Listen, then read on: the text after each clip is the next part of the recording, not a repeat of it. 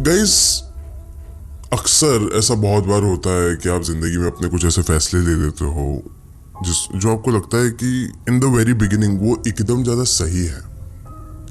आपको ऐसा लगता है कि शायद से ये चीज मेरी जिंदगी बदल देगी, लेकिन एट अ नेगेटिव नोट। अच्छाई की नजर से कभी नहीं बदलेगी, वो बुरी नजर से बदल जाएगी।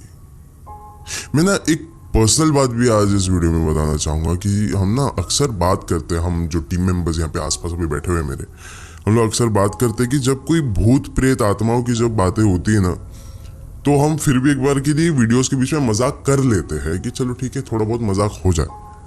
लेकिन जब इस पर्टिकुलर एंटिटी के बारे में बात हो, इस पर्टिकुलर जिसके बारे में आज हम बात करेंगे, उस वक्त हम बिल्कुल भी मजाक करना पसंद नहीं करते। एकदम जैसा स्क्रिप्ट है वैसे ही मैं आपको बताऊंगा।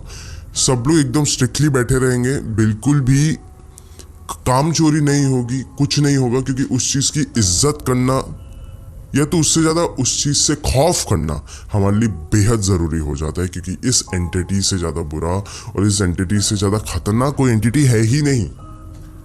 और शायद से अगर आपने मेरी पुरानी वीडियोस देखी है तो आप समझ चुके होंगे। इसी एंटिटी का सामना किया था कुछ वक्त पहले, कुछ सालों पहले, मीनल और फैज ने, जो कि पटना में रहने गए थे रिसेंटली। एंड वहां पे जाके उन्होंने जो भी सामना किया था, लिटरली उनका जो पूरा परिवार था वो पूरा तहस नहस हो गया था। उनकी रातों की नींद छिन गई थी, रात भर वो सो नहीं पाते थे, रात भर वो परेशान रहते थे, उनको हमेशा डर लगता रहता था। लेकिन अब बारी आपकी है। लेकिन अब ये कहानी शुरू करने से पहले, अब ये वीडियो शुरू करने से पहले, ऐसे ही और horror, mysterious and historical videos देखने के लिए सब्सक्राइब कर दीजिए इस चैनल को। अब ये कहानी शुरू होती है। फैज, उसकी पत्नी मीनल और उसके माँ बाप, ये लोग कई सालों से एक्चुअली मुंबई में रह रहे थे। टेक्सटाइल इंडस्ट्री में फैज का बहुत अच्छा खासा कारोबार था, उसका नाम था टेक्सटाइल इंडस्ट्री में। वो नाम रुतबा बना के वो मुंबई के शहर में अपना फुल बेस था, मतलब अच्छा खासा वो सेटल हो चुका था यहाँ पे।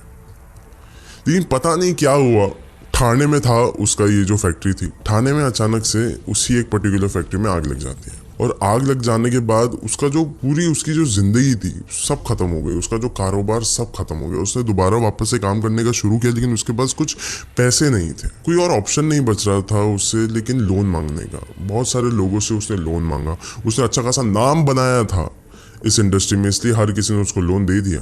कुछ वक्त तक उसने ट्राई किया कि मैं वापस से आ जाऊं अपने बिजनेस में, लेकिन वो नहीं आ पाया। जो पैसे उसने इन्वेस्ट किए थे वो भी डूब गए वापस से। अभी जो दूसरे लोग थे जिन्होंने भी उनको लोन देके रखा था, वो कुछ वक्त तक शांत थे कि ठीक है उसके पैसे डूब गए वगैरह वगैरह, लेकिन उन्होंने भी ऑफकोर्स अपने जेब से ही पैसे निकाल के दिए हैं, तो उनके पास कोई दूसरा ऑप्शन नहीं बनता। लेकिन उसके बाद उन्होंने भी मांगना शुरू कर दिया कि जो पैसे दिए हैं एटलीस्ट उसका इंटरेस्ट हमें दे दे, या तो उसका कुछ ना कुछ करके हमको देना तो चालू कर।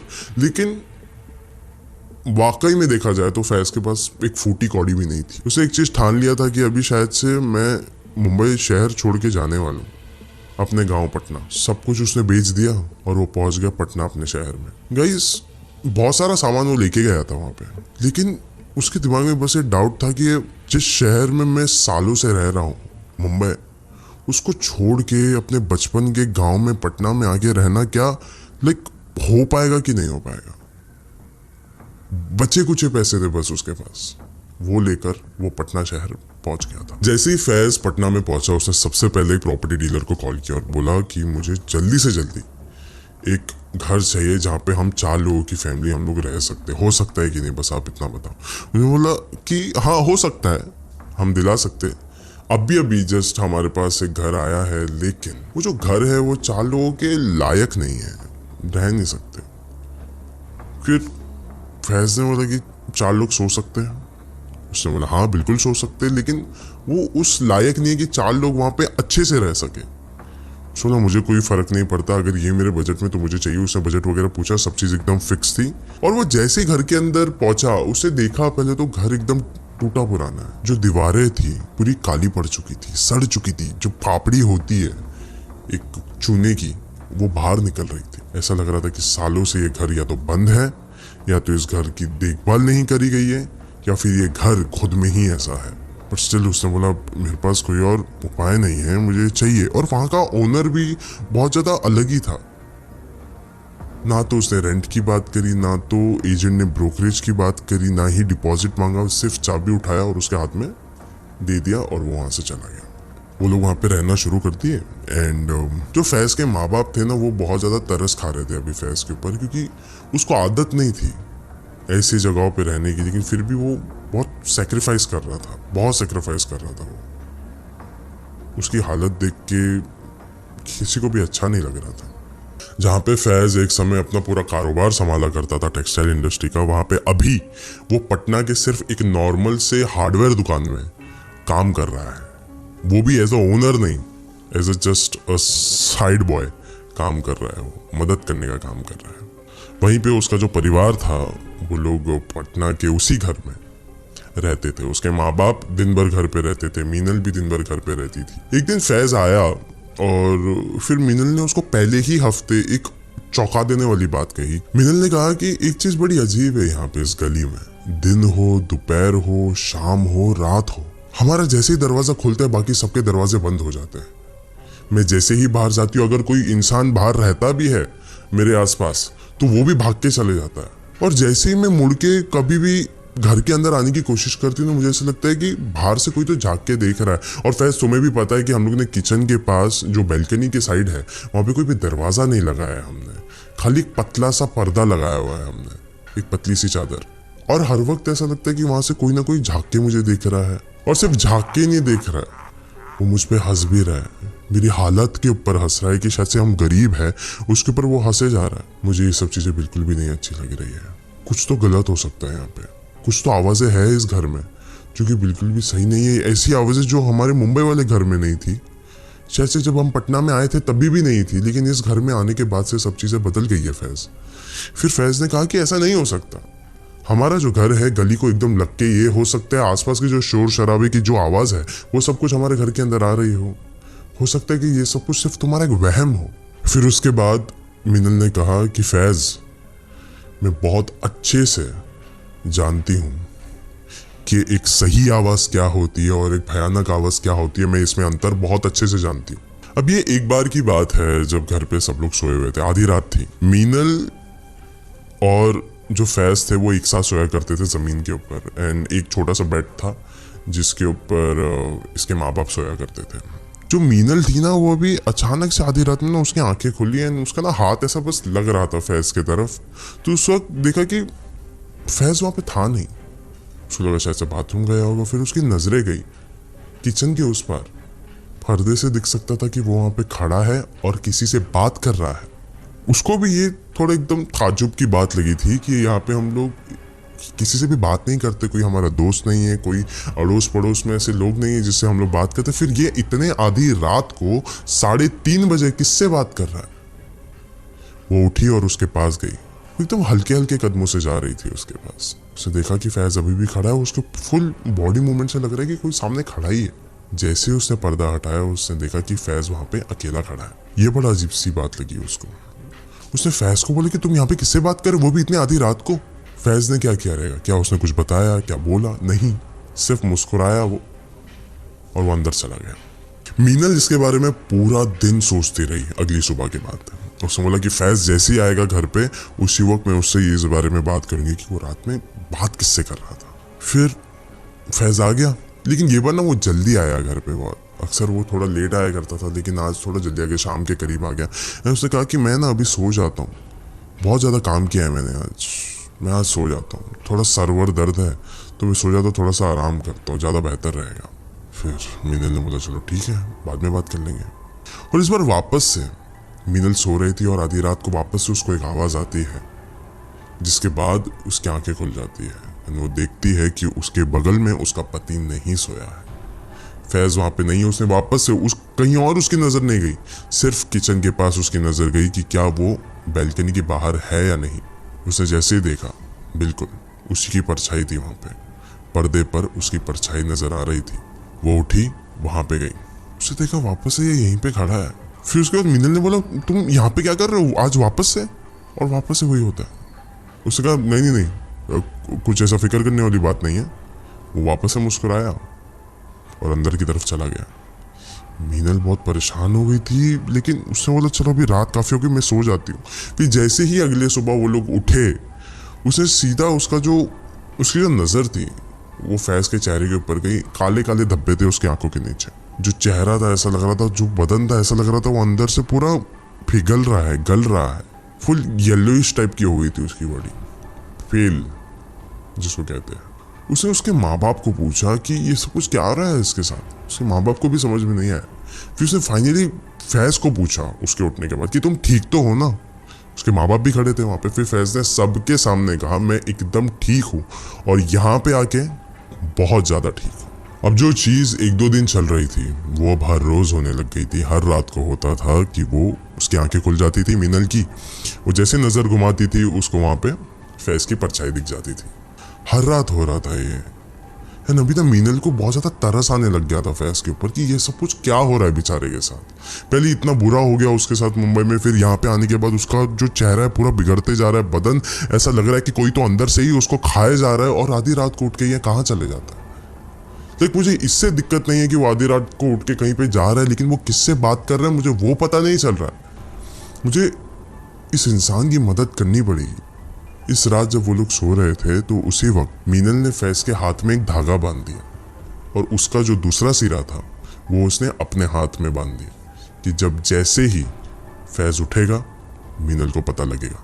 क्योंकि अब मीनल को ऐसा लग रहा था कि जो भी हो रहा है उसको हमें रोकना पड़ेगा, आज के आज ही रोकना पड़ेगा। रात के कुछ अभी 2 बज रहे थे।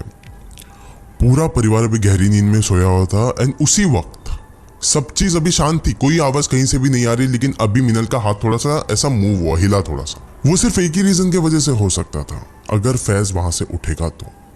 जैसे ही मिनल की नजर गई उसके हाथों की तरफ तो फिर फैज़ उसके हाथ का धागा खोल के बाहर की तरफ जा रहा था। जैसे उसने देखा कि किचन की तरफ जा रहा है वैसे वो उठी और उसने जाके फैज़ का हाथ पकड़ लिया और कहा कि आज तुम कहीं पे भी नहीं जा रहे हो, चुपचाप से आके वापस यहाँ पे आके सो जाओ। फिर फैज़ ने कहा कि नहीं मुझे जाना है, मेरा जाना बहुत जरूरी है। फिर उसके बाद मीनल जोर जोर का चिल्लाने लग गए और बोले कि तुमको कहीं पे भी जाने की जरूरत नहीं है, आज रात यहाँ पे ऐसा कुछ नहीं हो रहा है, तुम चुपचाप से यहाँ पे आके सो जाओगे। ये सारी बातें सुनने के बाद उसके माँ बाप तक उठ गए कि ये सब कुछ क्या हो रहा है, ऐसा क्या हो गया है हमारे घर पे।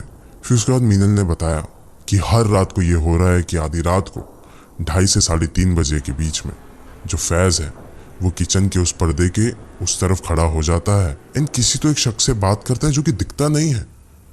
जैसे ही मैं फैज़ के करीब जाती हूँ उस वक्त वो बात करना बंद कर देता है और वापस अंदर आके सो जाता है। ऐसे किस परछाई से वो बात करता है वो मुझे अभी तक याद नहीं, वो अभी तक मुझे समझ नहीं आ रहा है।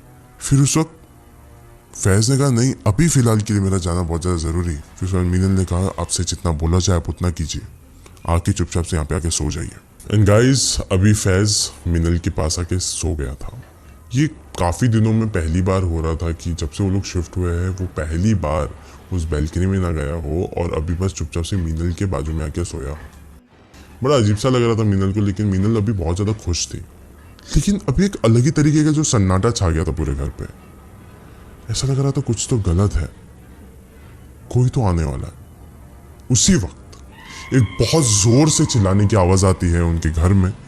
मीनल की आंखें सीधा जाती है किचन की तरफ। उसने थोड़ा सा हाथ बाजू में लगाया तो देखा तो फैज़ तो बाजू में ही सोया हुआ है, तो यहाँ पे और कौन है जो यहाँ पे चिल्ला रहा है।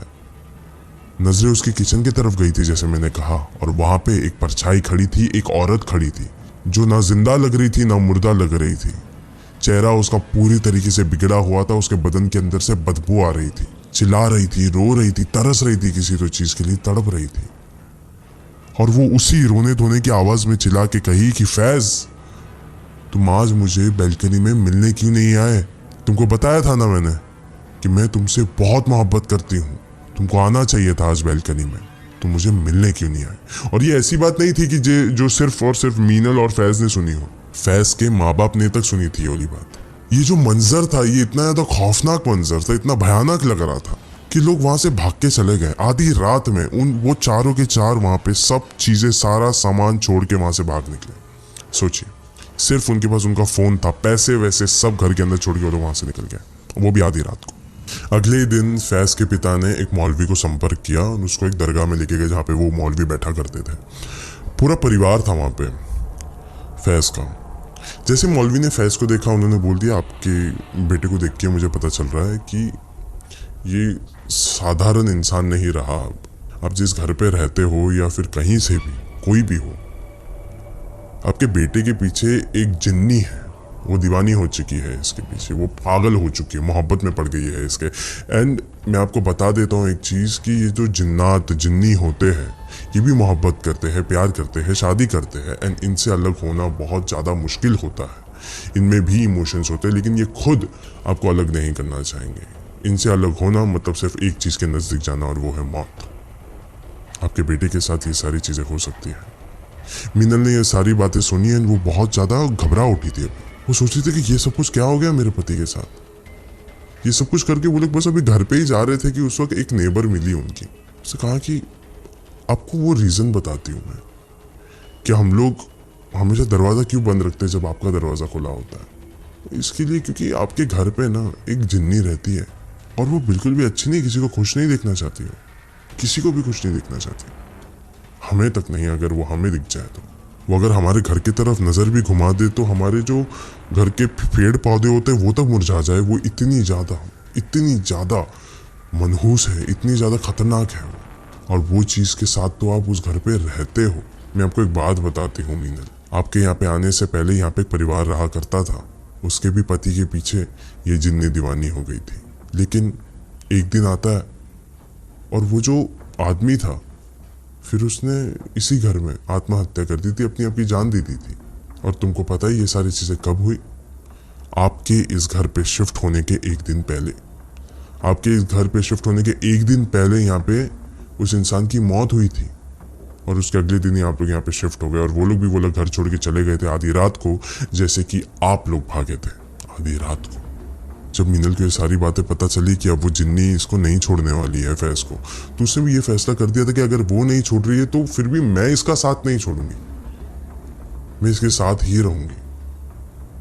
चाहे मौत कभी भी क्यों ना आ जाए, चाहे इसको मौत कभी भी क्यों ना आ जाए, मैं इसके साथ ही रहूंगी। इस कहानी के अंत होने से पहले मैं आपको एक बात कहना चाहता हूँ कि ये जो जिन्नात होते हैं ये बहुत ही ज़्यादा भयानक होते हैं। इनके इलाके में जाने के बाद आप पूरे इनके हो जाते हो। आपको खुद ही इनको आत्मसमर्पण कर देना चाहिए, सरेंडर करना चाहिए, क्योंकि ये खुद सोचेंगे कि आपको बाहर जाने देना चाहिए इनके इलाके से या नहीं। आप इनके बिना मर्जी के यहाँ से नहीं निकल सकते, इनके इलाके से नहीं निकल सकते। जिन्नात बहुत ज़्यादा खौफनाक होते हैं। ये कोई आम भूत प्रेत जैसे नहीं होते। This is the most dangerous entity of this world. आप इनका सामना भी नहीं कर सकते। ये आपके बदन को अंदर से पूरी तरीके से गला सकते हैं, इतनी ज़्यादा ताकत है इनमें। और ये जो जिन होते हैं ये किसी भी इलाके में होते हैं। ऐसा नहीं है कि अगर इस फलाने जगह पे इसकी मौत हुई है तो यहाँ पे आत्मा भटकती होगी। जिन्नात हर जगह पे मौजूद है। शायद से मेरे आसपास भी होंगे, शायद से आपके आसपास भी होंगे। एक बार नजर घुमा के देख लीजिए।